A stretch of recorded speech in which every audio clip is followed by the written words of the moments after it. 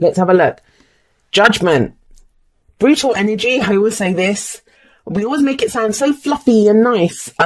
It's a card of transformation, of change, rebirth, second chances, all of that wonderful stuff. But this is the card that's ruled by the energy of Pluto. And Pluto's not nice and fluffy at all. There are different kind of aspects to this card. The first is that it is number 20. If you have a look, it's number 20. I don't know if you can even see that. Number 20. And that means it's the card before last in the major arcana. The card that comes after this is the World. So that's a successful completion, right? But this is the card before that.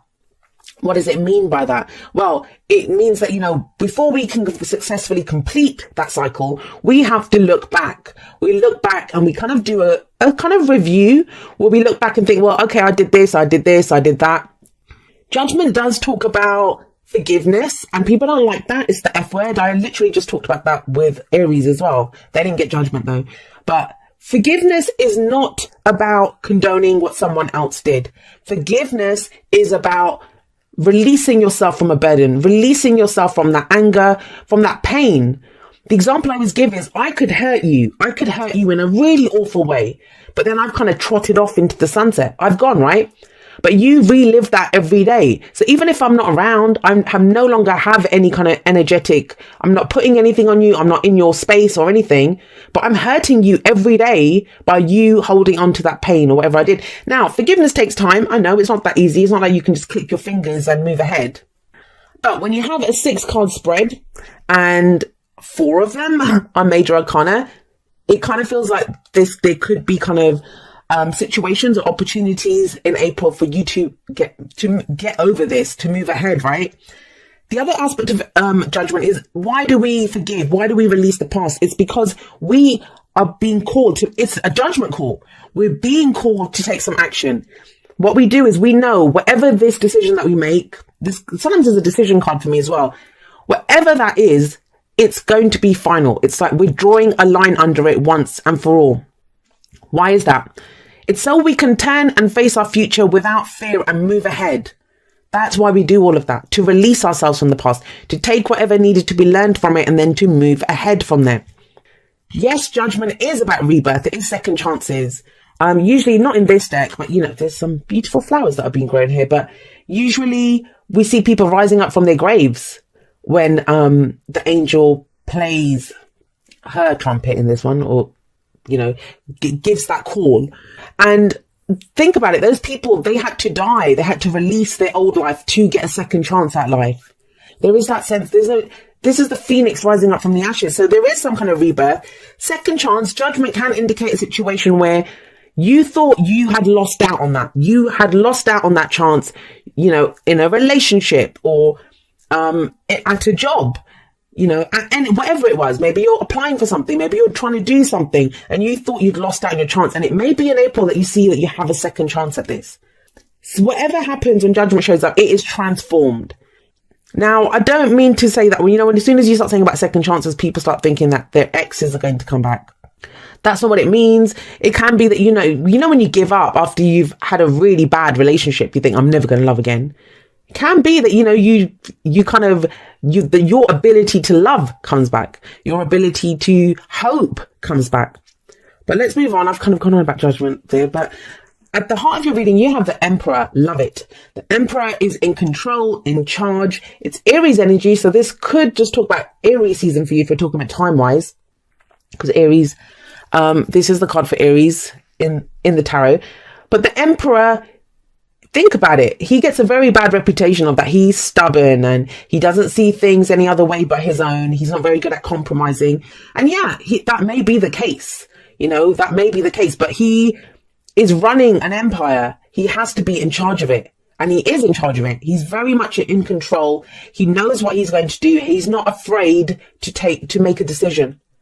So this might be, the Emperor can be the father figure, can be a boss, can be an authority figure.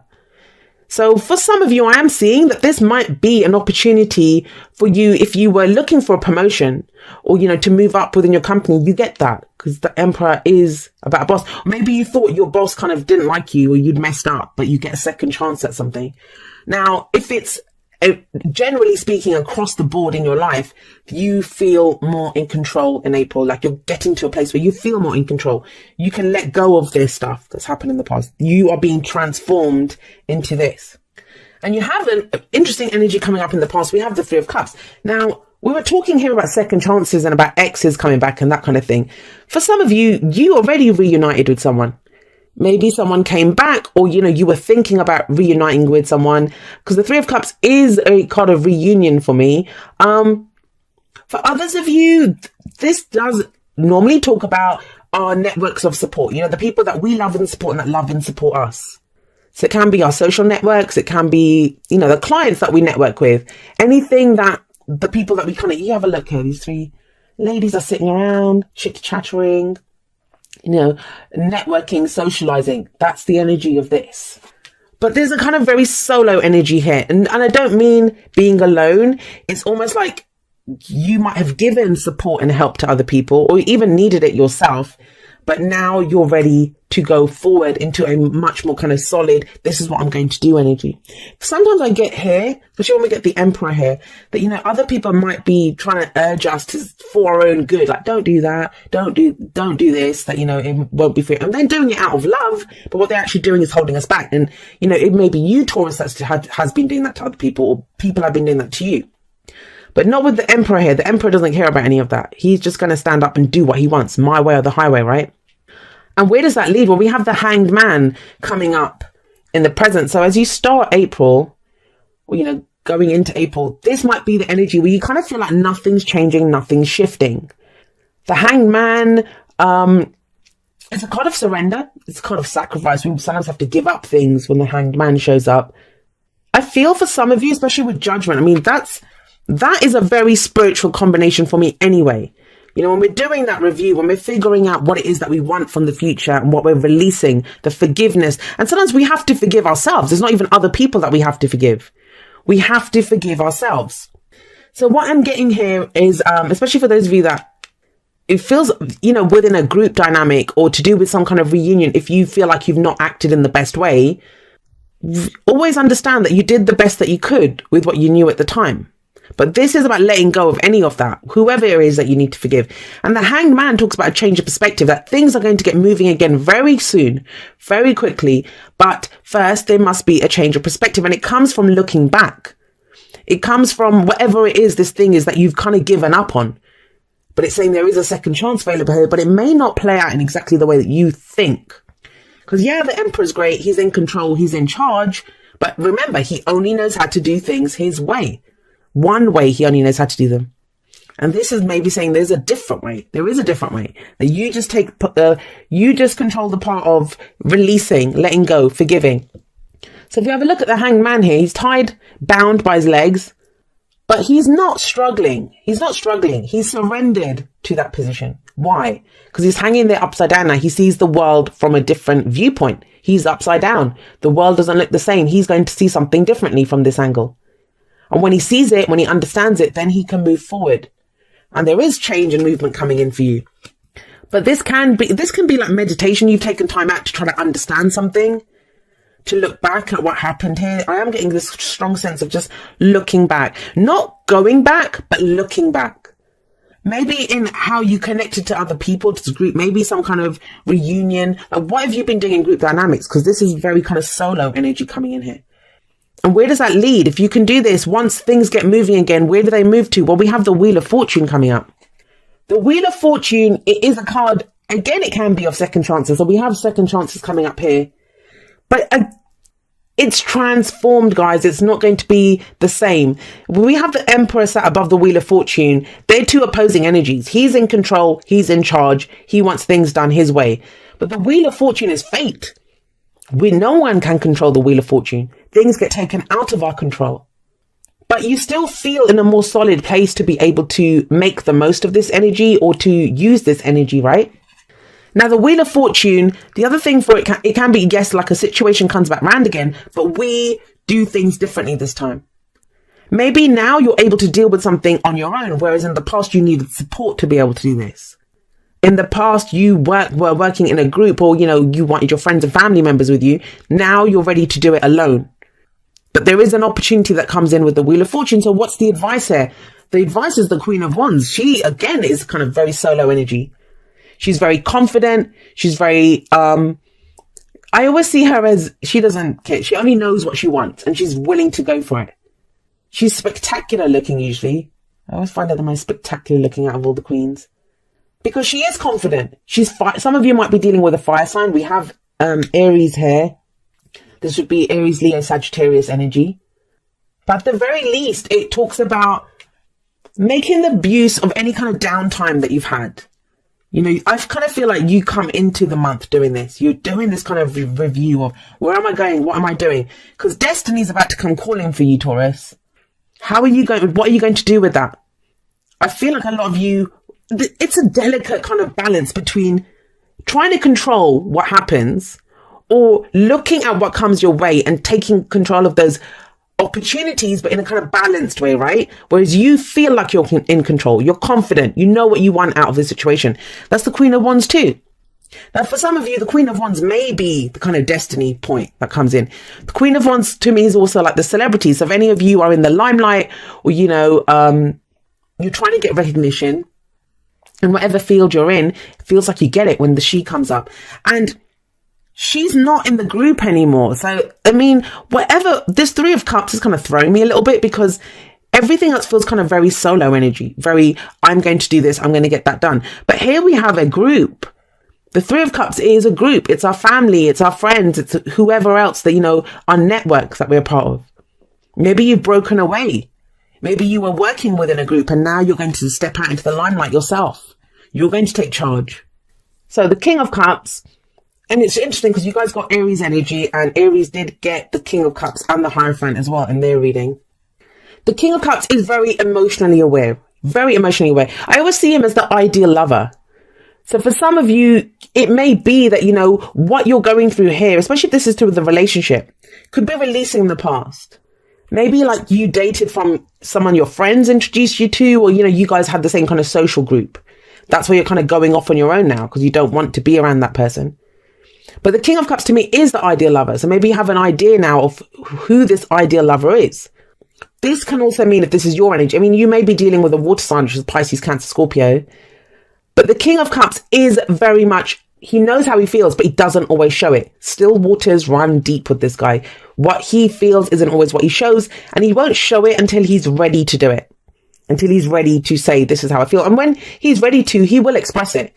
So somebody could be coming out, that could be the fated opportunity. That, you know, that someone comes out and says, this is how I feel about you. And then you are the Queen of Wands who steps up and says, yes, you know, I want this, or this is what I want to go for.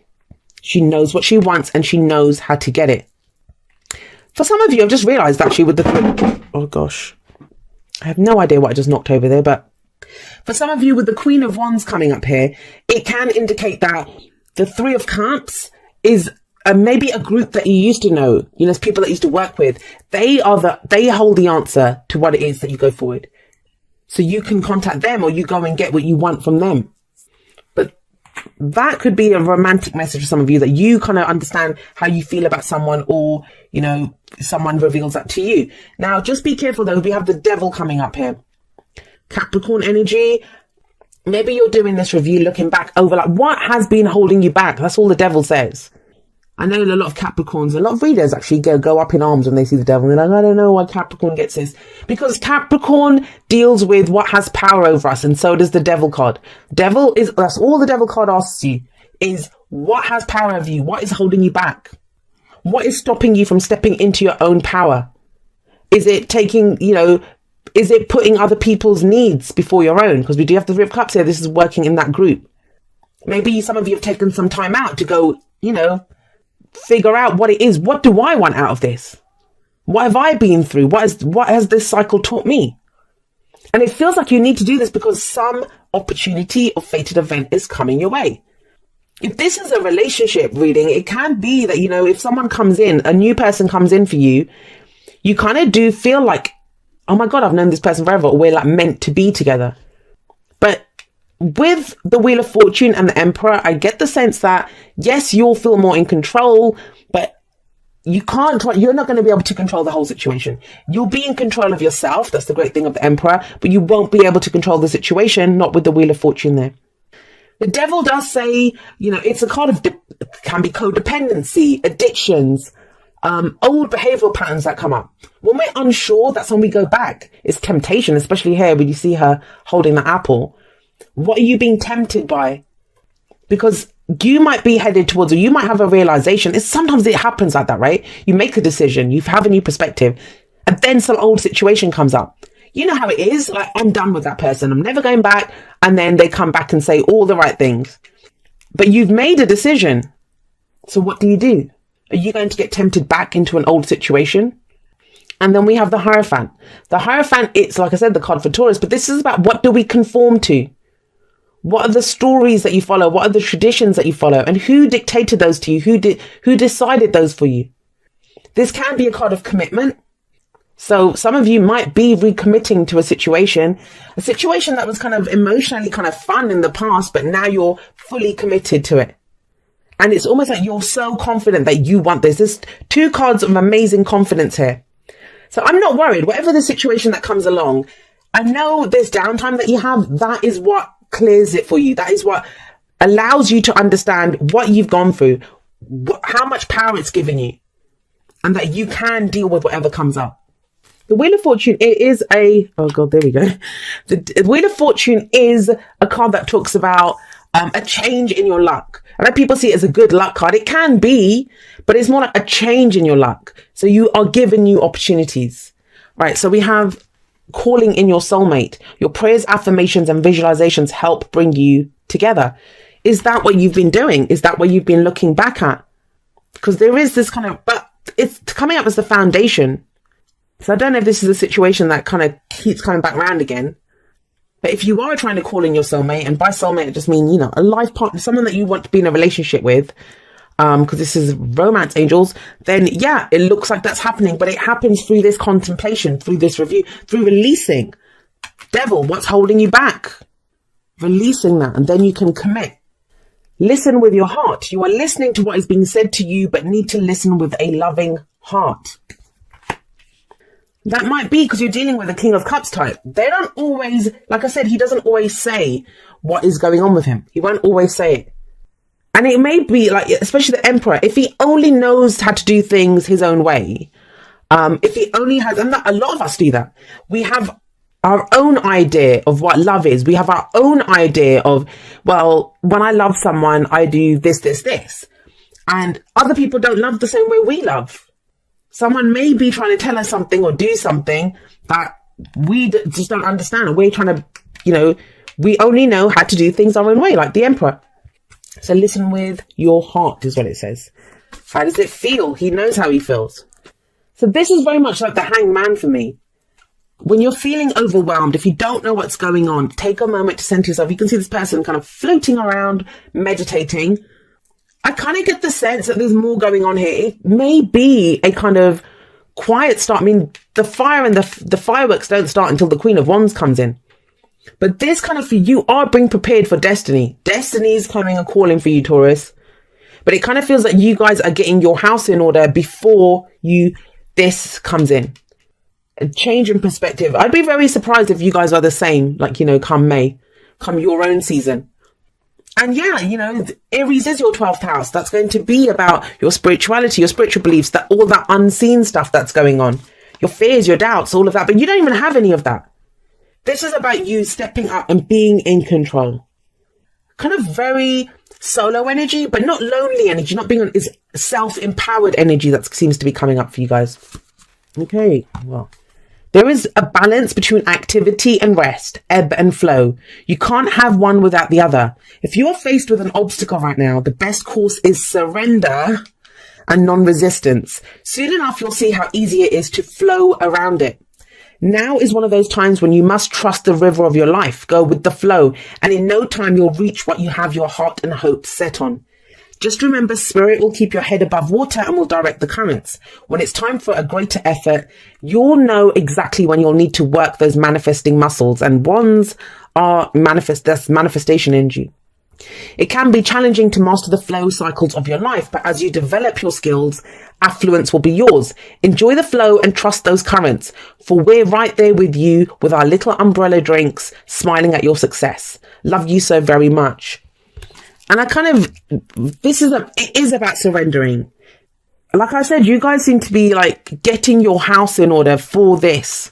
A lot of you might even be able to sense this is coming. And that's when I kind of talked about this recently in a podcast I did. Sometimes we can sense that things are coming our way. We can sense that they're coming. Like everything's about to change. And that can be frightening. So we can dig our heels in sometimes, saying, no, I don't want to do that. Or other times we can say, okay, well, what's led up to this? Where am I right now? And so when this opportunity comes knocking at our door, we can, commit to it fully. Go ahead with it, see what we want, and then go for it with confidence.